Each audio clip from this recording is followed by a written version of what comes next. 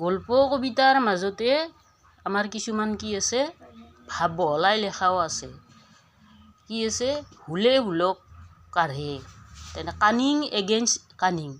তাৰমানে দুষ্টই দুষ্টৰ লগত চলবা পাৰে ডায়মণ্ড কাট ডায়মণ্ড লোহায়ে লোহাক কাটিব পাৰে এইকেইটা একে অৰ্থ বুজায়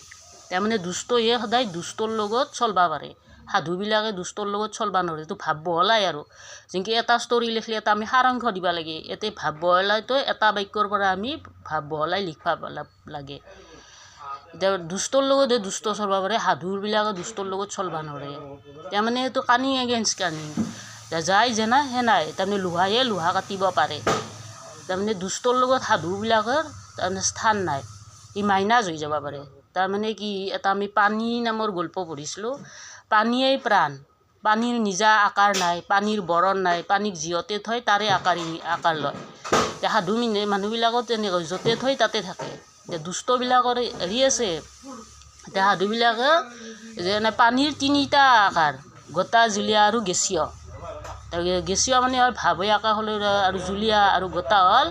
0 ডিগ্ৰী চেলচিয়াছত গোটা মাৰে তাৰমানে সাধুবিলাকে কি টান দুষ্ট মানুহৰ কথাত কি হয় কঠিন হ'ব লগা হয় আৰু মাইনাছত কি হয় মাইনাছত কঠিন হয় 0 ডিগ্ৰী চেলচিয়াছত গ'লে আৰু তাৰমানে 1 টকা বুলিও সাধুবিলাকে সন্তুষ্ট কিন্তু মাইনাছ হৈ গ'লে বিয়োগ হ'ব লগা হয় ত্যাগ কৰিব লগা হয় সেইটো মাইনাছ মানে কি বিয়োগ বিয়োগ মানে কি বিয়োগ মানে যি কয় মৰা মৃত্যু বিয়োগ মাইনাছ মানে কি বিয়োগ হয় বিয়োগ ঘটা মানে হ'ল মাইনাছ তাৰমানে মাইনাছত কি হয় গোট মাৰে টান হৈ পৰে হৃদয়বিলাক এই যে আইচি মেনাৰ তাৰমানে কত তাৰমানে আনন্দ উৎসৱতো কি হয় ঋণ হয় আৰু উত্তেজিত নহয় আৰু এইটো মৰি যায় সিয়াখন কিন্তু দুষ্টৰ লগত সাধু চলবা নোৱাৰে সাধুবিলাকক দুষ্টবিলাকে মাৰি পেলায় সেইকাৰণে কানিং এগেইনষ্ট কানিং তাৰমানে দুষ্টয়ে দুষ্টৰ লগত চলবা পাৰে ডায়মণ্ড কাট ডায়মণ্ড মানে হ'ল লোহায়ে লোহা কাটবা পাৰে দুষ্টৰ লগতহে দুষ্ট চলবা পাৰে সাধুবিলাকে দুষ্টৰ লগত চলবা নোৱাৰে সেইটো বুজাইছে এতিয়া পানী নামৰ গল্পটো পানীৰ বৰণ নাই পানীৰ নিজা আকাৰ নাই পানীক যিহতে থয় তাৰে আকাৰ ইংগিত লয় তাৰমানে কি কলহত থকলে কলহৰ নিচিনা হ'ব গিলাচত থলি গিলাচৰ নিচিনা হ'ব সাধুমিলা মানুহবিলাকো য'তে থয় য'তে থাকে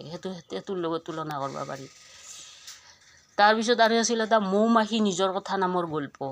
হ'ল তাতে মাইকীটোহে বেছি কষ্ট কৰে মতাটোই নকৰে সেইকাৰণে গোটেইটো কৈছে যে বেচেৰা মৌমাখিটোৱে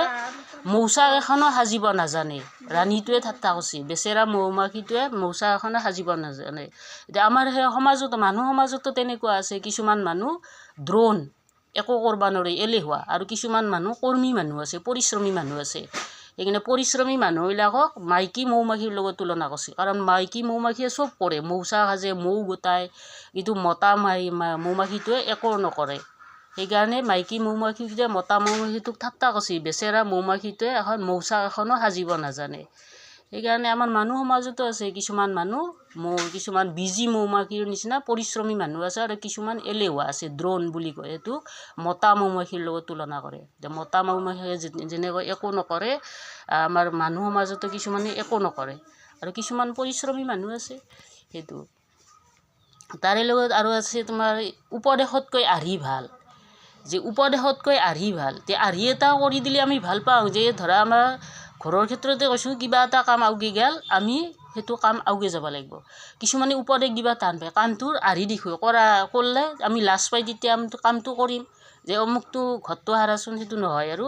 এনে নাংমান হালাক যে আমি মানে লাজ পাম আৰু ডেকা পিটো থাকাতে আমি ঘৰ হাৰবা লাগে না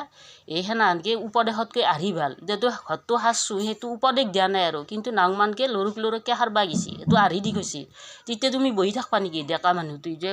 মোৰ আগত বুঢ়া মানুহটোৱে চটল হাৰবা ধৰছি মই বহি থাকিম সেইটো লাজ পাই পেলাই হাৰা হ'লে সেইটো হ'ল উপদেশতকৈ আৰ্হি ভাল সেইটো কিছুমান আৰ্হি ভাল আৰ্হি কিছুমান বেয়া আৰ্হি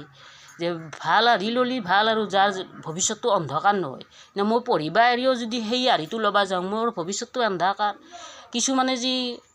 আৰ্হি লৈ চিৰকুমাৰৰ আৰ্হি ৰঘুনাথ চৌধুৰীৰ আৰ্হি মই চিৰকুমাৰ হৈ থাকিম ৰঘুনাথ চৌধুৰী যেনেকৈ আৰ্হি সেই এটা আৰ্হি দি খুৱাইছে উপদেশতকৈ আৰ্হি ভাল যে ভাল ছোৱালী নাপালে বেয়া নকৰাকৈ থকা ভাল চিৰকুমাৰ হৈ থকা ভাল কিন্তু ভৱিষ্যতটো অন্ধকাৰ তো কিছুমান আৰ্হি ল'লে আমাৰ অন্ধকাৰো হ'ব পাৰে ভৱিষ্যত সেইকাৰণে কিছুমান যে ভাল ল'ৰা বা ছোৱালী নাপালে কি হয় অবিবাহিত থাকে তাৰমানে হেৰি নহয় আৰু কিছুমান তাৰমানে তেনেকুৱা আৰ্হি লয় আৰু চিৰকুমাৰৰ আৰ্হি লৈছে কিছুমানে ভাল হৈছে যে হেৰি কৰে আৰু এবাৰ নহয় দুবাৰ নহয় দ্বিতীয় বা তৃতীয় বিবাহো কৰিছে এইটো নিজৰ জীৱনটো আৰু কি জীয়াই থকা দিনকেইটা সুখৰে থাকবা আৰু কিছুমানে সেনেকৈ ভাবি ল'লে কৰে কিছুমানে এজন বা দুজনৰ লগতে সুখী দৰকাৰ হ'লে তাৰমানে অবিবাহিত হৈ থাকিব সেইটো কাৰণে উপদেশতকৈ আৰ্হি ভাল হ'লেও তাৰপিছত ভাল আৰ্হিটো দে আমাৰ পোহৰ হ'ব পাৰে বেয়া আৰ্হিটো আমি যদি গ্ৰহণ কৰিব গৈছোঁ তোমাৰ অন্ধকাৰো হ'ব পাৰে এইটো নিচিনা পঢ়া পাতি এৰি যদি আমি কামৰ আৰ্হিটো লৈছোঁ লাজ পাম তেতিয়া আমাৰ ভৱিষ্যত অন্ধকাৰ আছে যিহেতু আজিকালি যুগত পঢ়াটোৱে পোহৰ দেখুৱাই বাকী কামে আমাক পোহৰ নেদেখুৱাই সেইকাৰণে সেই পঢ়াটোৱে আমাৰ পোহৰ দেখুৱাব কাৰণে আমি সময়ত পঢ়িব লাগিব সেইকাৰণে যিকোনো আৰ্হিৰে ভাল কামৰ আৰ্হি হ'লেও মই কাম কৰি মই নষ্ট হৈছোঁ সেইটোও মোৰ জীৱনৰ অন্ধকাৰ হৈছে কোনোবাই প্ৰেম কৰি নষ্ট হৈছে সেইটোও জীৱনৰ অন্ধকাৰ হৈছে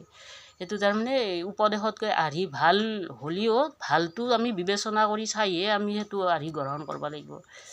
তাৰপিছত আৰু এটা আছিল আমাৰ হজৰত মহম্মদৰ অতিথি সেৱা হজৰত মহম্মদে কি কৈছিল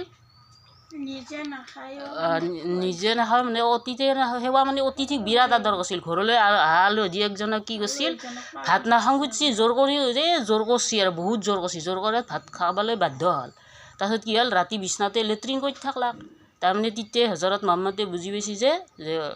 যদিও অতিথি সেৱা কৰিছে তাৰমানে মানুহক জোৰ জবস্তি কৰি একো খুৱাব নালাগে জোৰ জবস্তি কৰি আলহী শুশ্ৰূষা কৰিব নালাগে কিছুমানে যে চাহ কাপৰ কাৰণে মোৰ কামটো নহ'ল ইফালে মোৰ চাহখিনি নাখালেও বেয়া পাব ইফালে কামটো হয় তাৰমানে নাখাওঁ বুলি কোৱাৰ পিছত জোৰ কৰিব নালাগে আৰু মাত আশাৰে মানুহ যথেষ্ট কিছুমানে আৰু ভাবে কি চাহ খাওঁ বুলি কৈছিলোঁ একবাৰো চাহ খাবাই নকলাক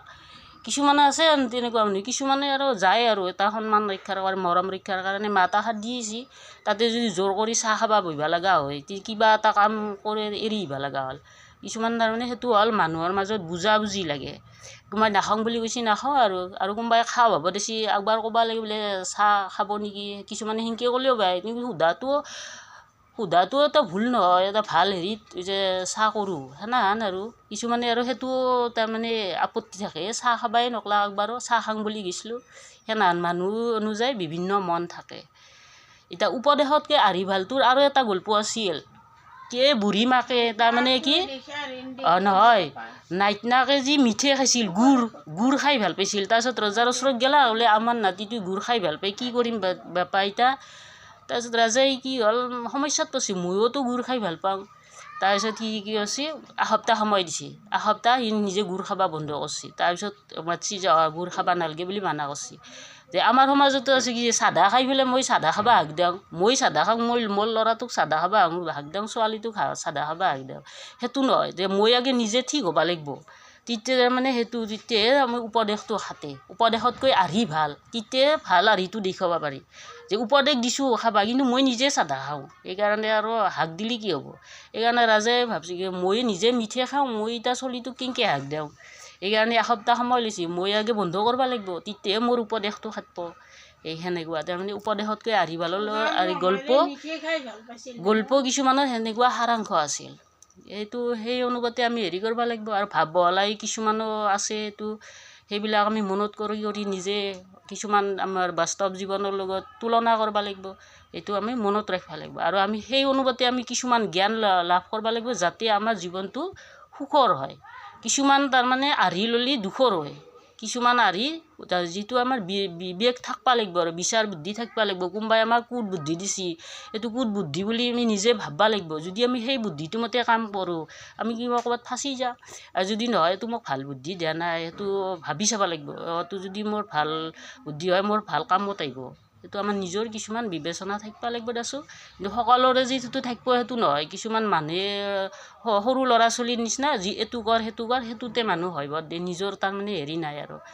কিছুমান সন্মানৰ বা মৰমৰ খাতিৰত তাৰমানে নিজৰ ক্ষতি হ'লেও কৰিব লগা হয় সেইটো আমাৰ শিক্ষাৰ পৰাই আমিতো আৰু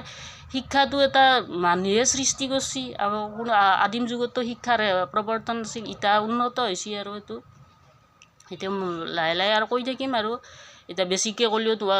শুনা ধৈৰ্য নাই না যেখিনি কৈছোঁ সেইখিনি মনত ৰাখিবা আৰু নেক্সট দিনা সুধিম